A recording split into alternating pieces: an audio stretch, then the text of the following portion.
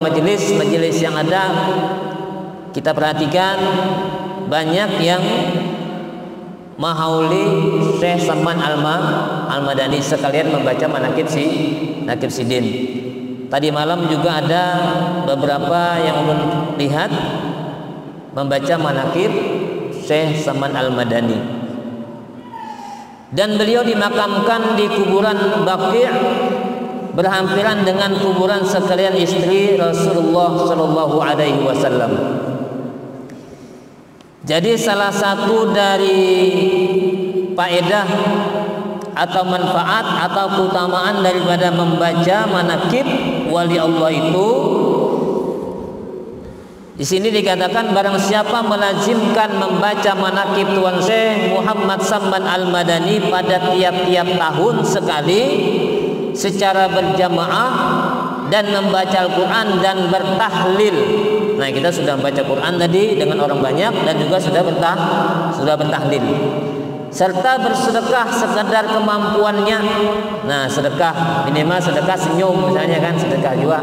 Yang penting sedekah. Atau misalnya celengan tuh 100 rupiah, 500, 1000, 2000, jadi juga sedekah juga. Atau misalnya ada malam ini mengantari nasi kotak, nah sedekah juga. Nah, gitu.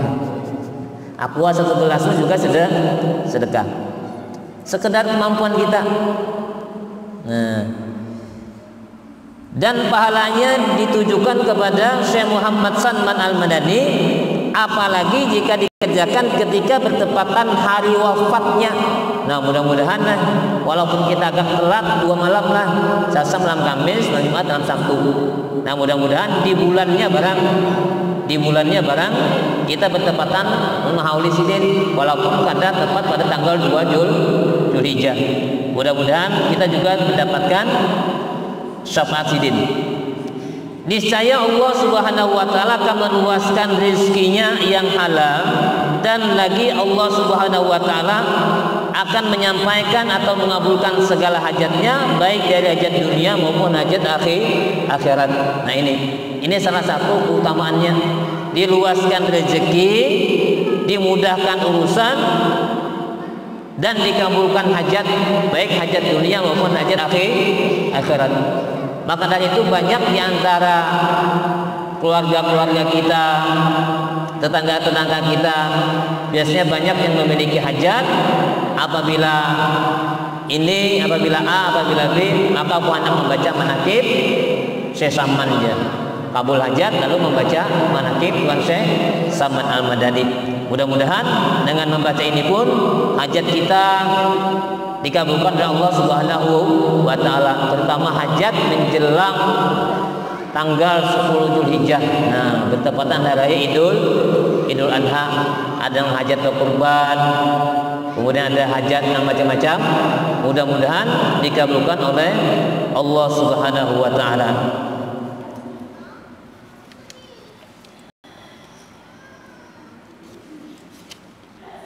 Dan adalah tabiat atau kebiasaan Syekh Muhammad Salman Al-Madani, ia sangat kasih sayang kepada orang yang menuntut ilmu atau talabul ilmi.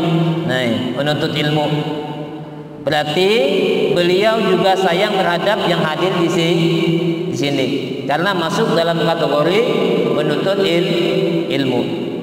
Sidin sayang terhadap para pelajar. Nah, Sidin sayang terhadap para santri, karena santri, pelajar, orang yang duduk di majelis taklim itu adalah orang yang menuntut ilmu. Dan kepada orang yang alim-alim, nah orang-orang yang berilmu, dan orang yang soleh-soleh, orang yang senantiasa banyak ibadahnya. Nah, orang yang baik yaitu orang yang selalu menunaikan hak Allah dan selalu menunaikan hak manusia, dan kepada segala orang-orang fakir dan miskin. Sidin sangat ketujuh. Dan lagi pula ia sangat suka berkhidmat kepada segala orang yang datang ziarah ke kubur Rasulullah Shallallahu Alaihi Wasallam, daripada para ulama dan para sholihin dan segala orang yang awam dan khawas, terutama tertentu atau orang utama. Dan adalah tabiatnya Syekh Muhammad Salman Al-Madani itu ketika masa kecil sampai mursyidnya, mursyid itu menjadi tuan guru, nah menjadi pembimbing rohani dalam bidang agama, namanya mursyid. Jadi kebiasaan Sidin ini berkhidmat, nah suka melayani orang-orang yang datang ziarah ke kubur Rasul. Nah, Sidin sambut dengan sopan, dengan santun, dengan ramah. Suka Sidin berkhidmat. Dan Sidin tidak membedakan apakah yang datang itu ulama yang ziarah ke kubur Rasul, ataukah yang datang itu orang yang soleh, ataukah hanya orang awam dan khawas. Nah, jadi kada membedakan Sidin, kada pilih kasih bahasa kita tuh. Siapapun yang datang ziarah ke kubur Rasul, Sidin layani dengan baik, dengan ramah, dengan sopan, dengan santun. Kada memilih orang sugih kah, orang miskin kah, pejabat kah, tidak pejabat kah, rakyat biasa kah, orang miskin kah, nah, orang alim kah, orang awam kah. Dan ini kebiasaan ini semenjak Sidin masa kecil sampai menjadi mursyid. Mursyid itu tuan guru lah bahasa kita. Orang yang membimbing orang lain dalam jalan spiritual keagamaan, itu mursyid namanya. Nah, jadi kebiasaan itu dari kecil. Kalau misalnya Sidin nih mentang-mentang sudah menjadi mursyid misalnya kan, lalu ampih, lalu berhenti melayani orang yang ziarah ke kubur Rasul, tidak. Sidin tetap istiqomah walaupun pangkat naik sudah kan, dari halus sampai jadi mursyid. Dan lagi pula beliau sangat memuliakan ibu bapaknya. Lagi pula Sidin ketujuh beribadah hingga beliau meninggalkan daripada adat dan melawani beliau akan hawa nafsunya hingga daripada yang halal sekalipun. Bayangkan aja, yang halal aja Sidin tinggalkan demi untuk beribadah kepada Allah, apalagi yang tidak halal.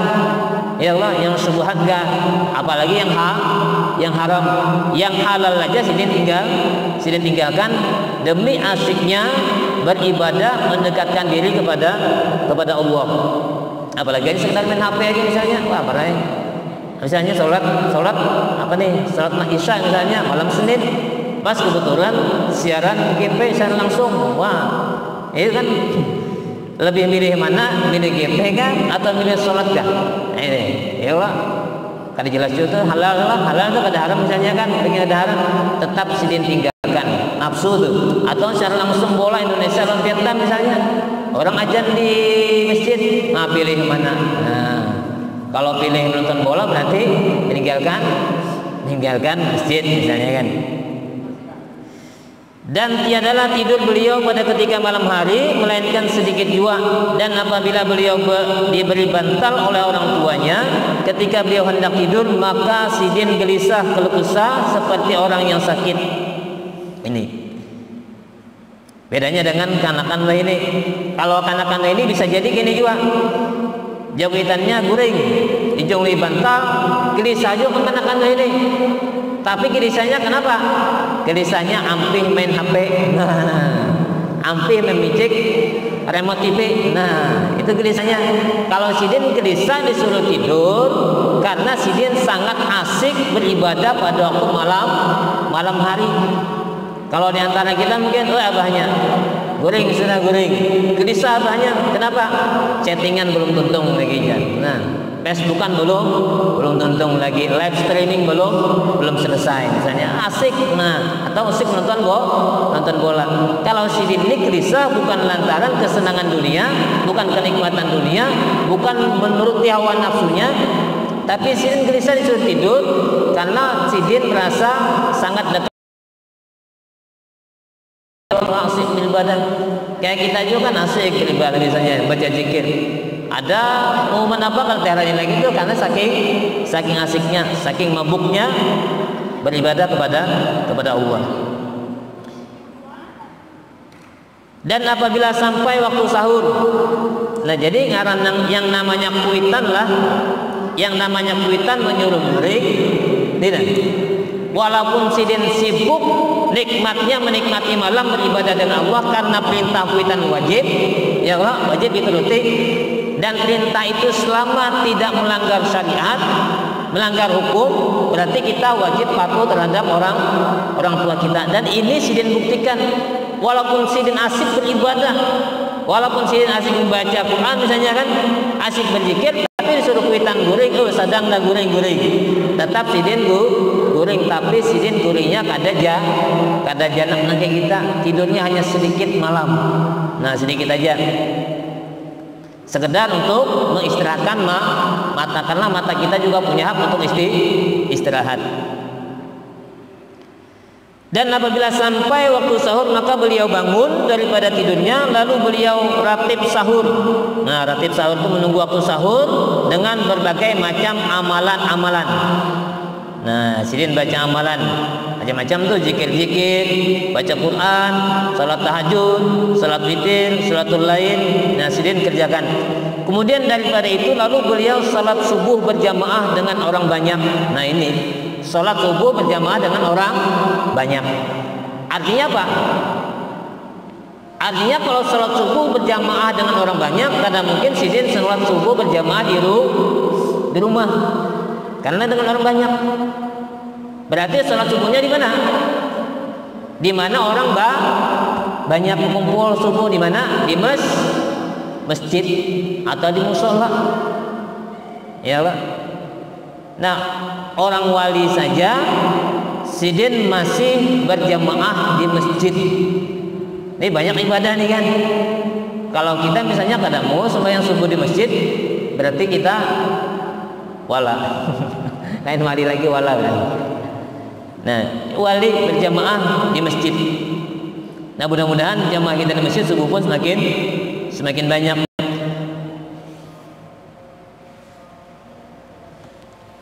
Banyak hadis-hadis yang menjelaskan tentang keutamaan sholat subuh berjamaah.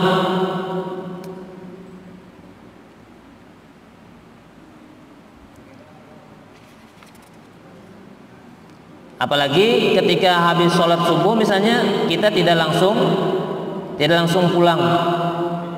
Nih salah satunya misalnya man shalla isya'a fi jama'ati fakannama qama nisfal lail wa man shalla subha fi jama'ati fakannama shallal lail kullu.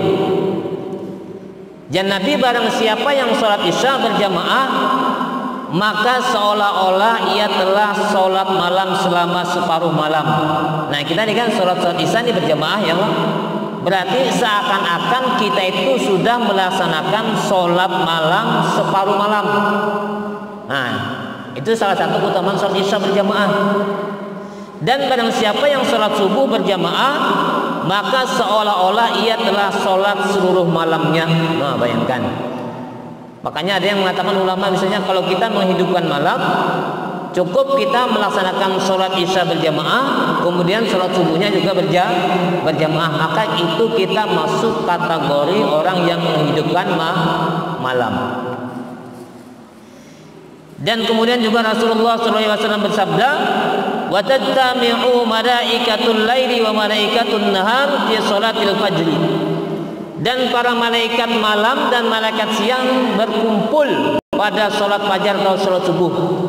Bayangkan nih, malaikat bukan malaikat yang malam dan malaikat siang itu berkumpulnya bukan pada waktu sholat zuhur, tapi berkumpulnya pada waktu sholat subuh. Nah, berkumpulan nih malaikat. Jadi kita kalau sholat subuh itu berarti kita pun berkumpul dengan malaikatnya bukan malaikat subuh aja, tapi malaikat malam dan malaikat siang berkumpul pada waktu subuh untuk bersama-sama sholat subuh sini, berkumpul pada waktu sholat subuh. Kemudian lagi man shallal ghadata fi jama'ati summa qa'ada yadhkurullah hatta tadlu'a asy-syamsu summa shalla rak'ataini kanat lahu ka'ajil hajjatin wa umrah. Qala Rasulullah sallallahu alaihi wasallam tamah. Ya Nabi, barang siapa yang sholat subuh secara berjamaah, nah ini semudahan meningkatkan gairah kita untuk sholat subuh berjamaah. Ya Nabi, barang siapa yang melaksanakan sholat subuh secara berjamaah, lalu ia duduk sambil berzikir kepada Allah, nah hingga matahari terbit. Artinya ketika habis sholat subuh itu tidak langsung bulik. Kalau salahnya bulik gua bukan melakukan urusan dunia dan artian akhirat. Nah, saya ulang. Barang siapa yang melaksanakan sholat subuh secara berjamaah, lalu ia duduk sambil berzikir kepada Allah hingga matahari terbit. Artinya sampai waktu subuh habis, duduk aja terus berzikir tuh. Kemudian ia melaksanakan sholat 2 rakaat, maka ia seperti memperoleh pahala haji dan umroh. Nah, beliau pun bersabda, pahala yang sempurna dan sempurna. Luar biasa lah. Sholat isyraq 2 rakaat. Jadi habis sholat subuh kita kada bubar misalnya nih, makanya di sekumpul itu biasanya macam-macam dibaca habis sholat subuh. Baca surah Yasin, Waqiah, Tabarak misalnya kan, atau bisa juga Ratibul Hadan, atau bisa juga Dalailul Khairat, atau bisa Ratibul Atas. Tujuannya apa? Tujuannya menunggu waktu subuh habis. Nah, supaya jangan mengatakan perkataan dunia, supaya jangan mengucapkan perkataan dunia. Jadi sholat subuh masing-masing tuh duduk posisi. Misalnya imam sudah selesai, masing-masing duduk menunggu sampai terbit matahari. Entah zikir kah, entah baca selawat kah, atau membaca Al-Quran kah, atau membaca Ratibul Hadad kah, atau membaca Hizib Bahar kah, atau membaca Hizib Nawawi kah, atau membaca surah-surah aja misalnya kita hafal, kita ulang-ulang. Itu juga bagian dari zikir kepada yang penting jangan sampai mengucapkan perkataan dunia, jangan sampai mengurusi urusan dunia. Maka ketika sampai waktu subuh selesai, terbit matahari, kira-kira tinggi segala, maka bangkit untuk melaksanakan sholat sunat isyraq sebanyak 2 rakaat. Nah, apabila kita melaksanakan sholat isyraq sebanyak 2 rakaat dengan tata cara yang tadi, habis sholat subuh berjamaah, kita diam sampai waktu habis subuh, sampai waktu sholat isyraq sampai, laksanakan sholat isyraq sebanyak 2 rakaat, maka pahalanya sama seperti orang yang melaksanakan haji dan umroh yang mabrur. Nah, yang diterima. Yang benar.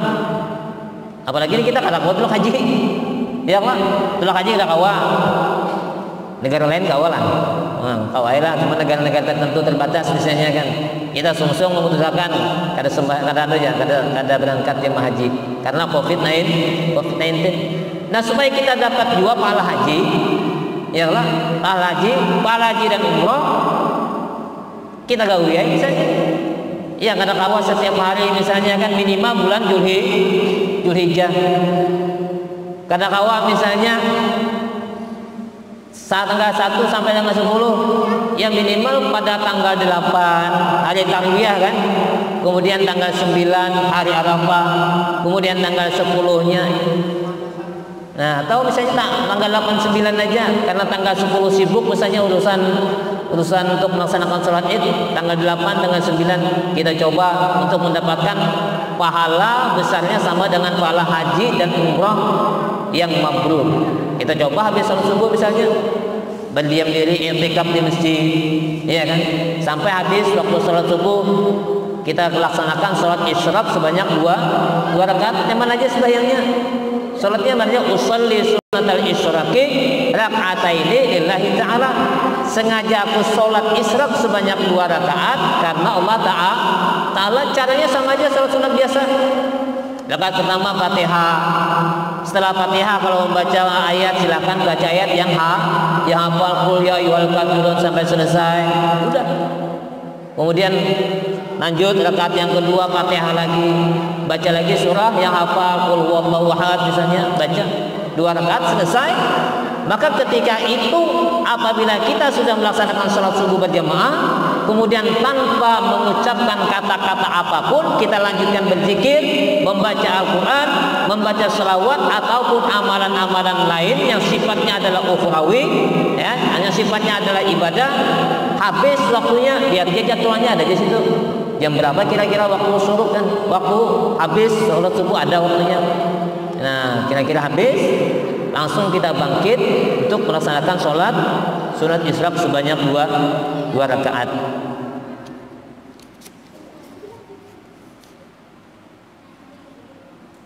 Lalu beliau ratib subuh hingga terbit matahari. Nah, terbit matahari. Manakala terbit matahari kira-kira segala, bangkitlah ia untuk melaksanakan salat sunat isyraq sebanyak 2 rakaat. Dan apabila sampai seperempat hari, maka bangkitlah ia untuk melaksanakan salat duha sebanyak-banyaknya 12 rakaat, dan yang terafdal itu 8 rakaat.